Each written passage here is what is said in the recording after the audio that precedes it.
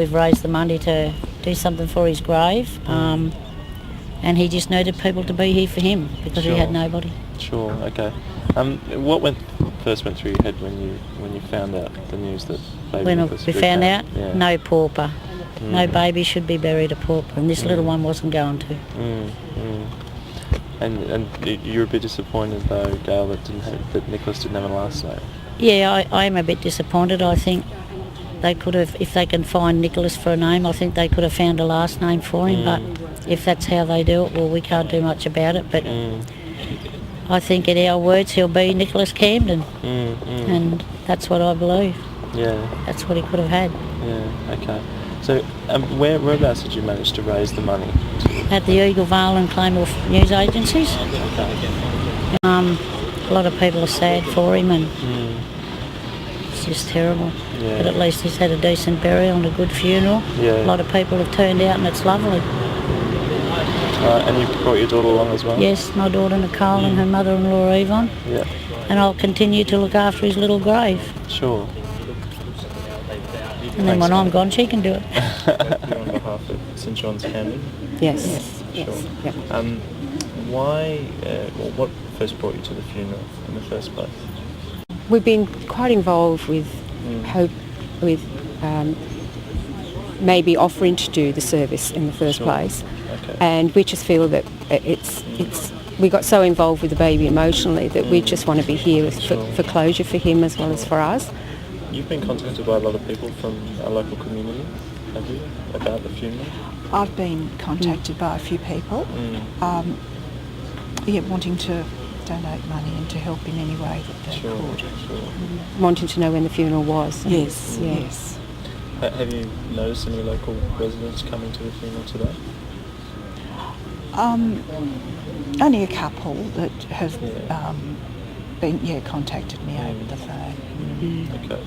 I mean, it's almost as if baby Nicholas is kind of Camden's baby. I really felt that. I really felt that. The local community. Is certainly. It's just and the local community is just has such a difference.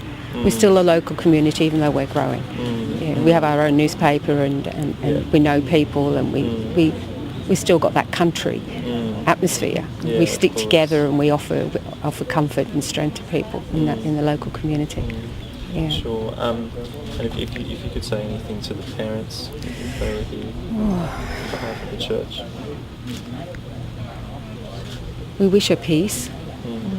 We do really wish that she could go for help, even if it was kept private, that maybe counselling or something like that. Or even if she wanted to drop into to see us at the church, because we're local. We're so local and so recognised at St John's at Camden. It's a bit hard not to find it.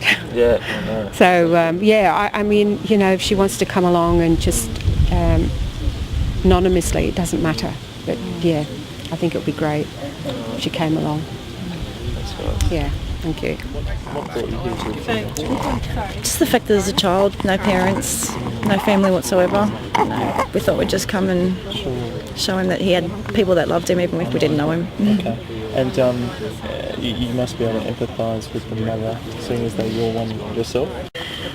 I don't know if I could really empathise with her. I mean, I could never do anything like that. I mean, regardless of how bad life is and how tough it gets, you stick it out, and if you've made a mistake, take your responsibility for it.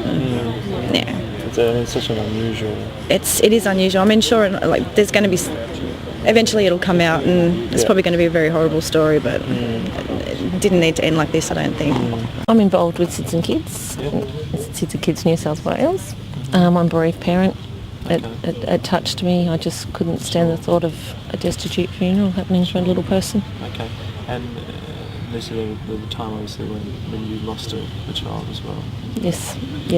But you still have a few children. I do. You're five? Mother of 5, yes. Wow. Okay.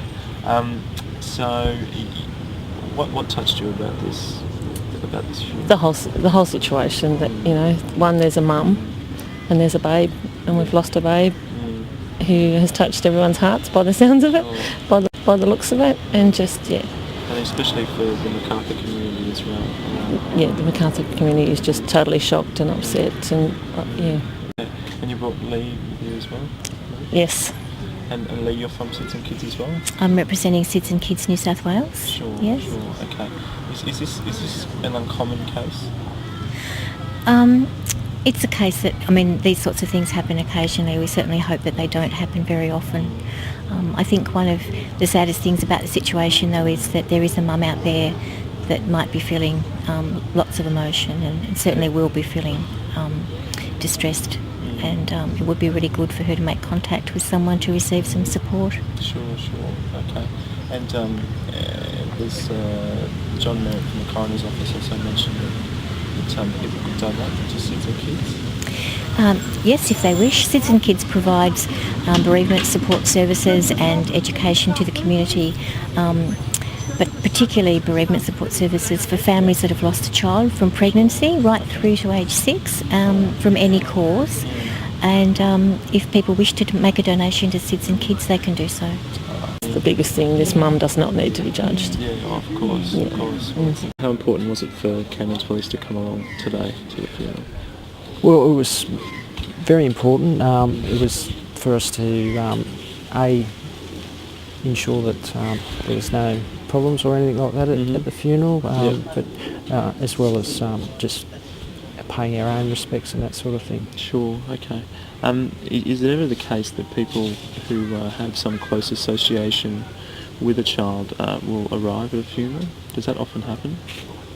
Well, we haven't done these too often, but that's obviously a hope that maybe someone was here, or someone watches the news tonight, or reads the paper in the coming days, and it triggers a remembering that sort of thing, and hopefully someone comes forward from it. Sure. Well, we still have concerns for not only the physical welfare of the mother, but also her emotional state, and we'd like to offer the support that's out there and have her come forward so we can move on with this investigation. Okay. I knew media would be here. I knew there'd be a few official people here from the Coroner's Office, but beyond that I thought, well, maybe half a dozen people might come in out of curiosity, but to find a full chapel like that, to put extra seats out, it just overwhelmed me to just see how great the response was. How unusual is it to have a case like this where you have no next of kin at a funeral? I've been doing destitute services here since I became chaplain in 1991.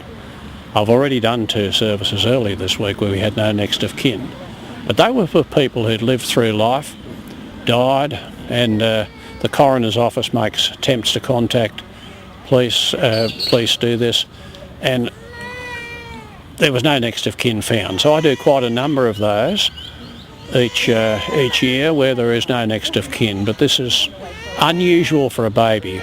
I've done a couple of what we call destitute services for baby, even the first one I ever did back in 91, where there was a stillborn baby and the parents had not wanted to attend it, but this one was different because we know that there's a mother out there somewhere who's just abandoned the baby, and really she needs to make contact and get professional help, and I've been saying this, and I just believe it's an important part of closure for her.